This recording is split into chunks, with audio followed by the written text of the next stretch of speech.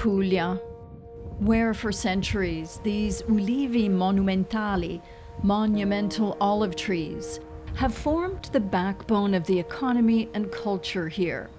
But now they face the threat of disease and climate change. Eppure sono riusciti a sopravvivere, cosa che purtroppo non riusciamo a... Luigi D'Amico grew up here among the olive trees, and today shows me the landscape he still feels intimately connected to. Racconta una storia. Ogni tronco è diverso dall'altro.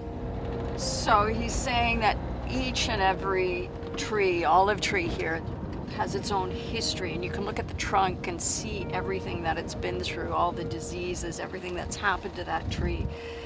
But the latest plague to hit the olive trees is killing them. In effetti, durante il periodo delle repubbliche marinare, Luigi says the loss of the trees here is devastating. They're the heart of Puglia's identity. siamo proprio nel cuore della marina di Ossuni. Quelle sono le ultime On this warm, windy day, he points out the olive trees that stretch kilometers along the Adriatic Sea. These trees produce nearly half of Italy's olive oil, almost 15% of world production. Questo è un ulivo monumentale. Ogni pianta è una... Here in Luigi's own olive tree grove, he shows me the trunks, carved by time. Centuries on, these trees are dying of a bacteria that arrived in Puglia in a coffee plant a decade ago. Xylella fastidiosa, bothersome Xylella. So this is the sign when these brown branches start to appear, and you can just break it off easily. That's the sign that this is an infected tree. It takes about 5 years from when the first sign appears to when the tree is fully dead. They're not cutting them down yet because they're hoping that maybe there'll be a scientific solution. They'll come up with some remedy, but right now he's about to lose all of his olive trees.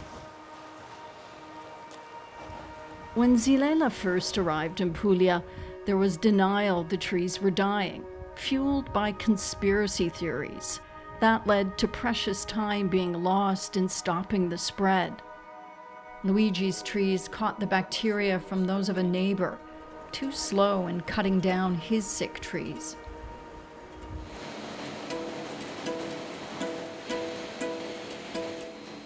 At the local olive press co-op, olives are turned into oil. These olives were just picked within the last week, so I'm going to give it a try.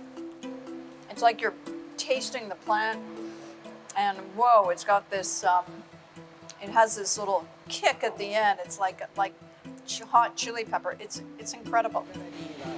But pressures on production are growing.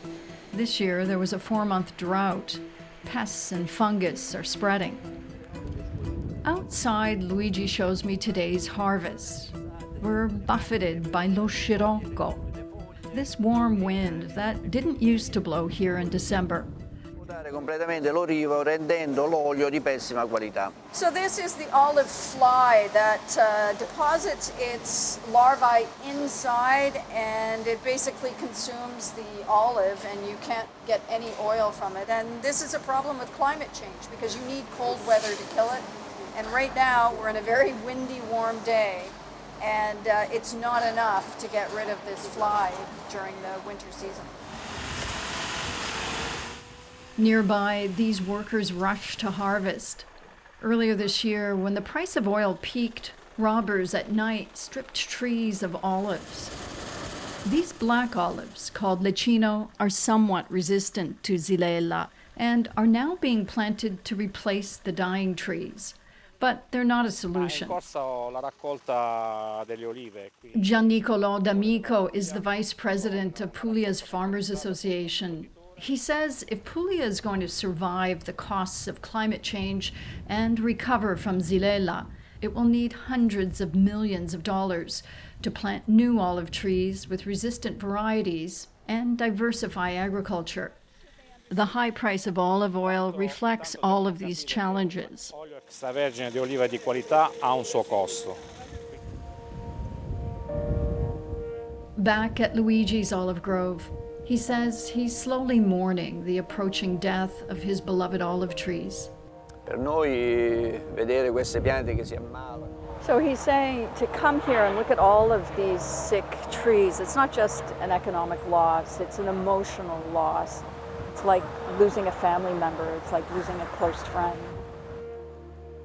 Like so many here, Luigi is caring for his sick trees to the end, hoping a cure might come.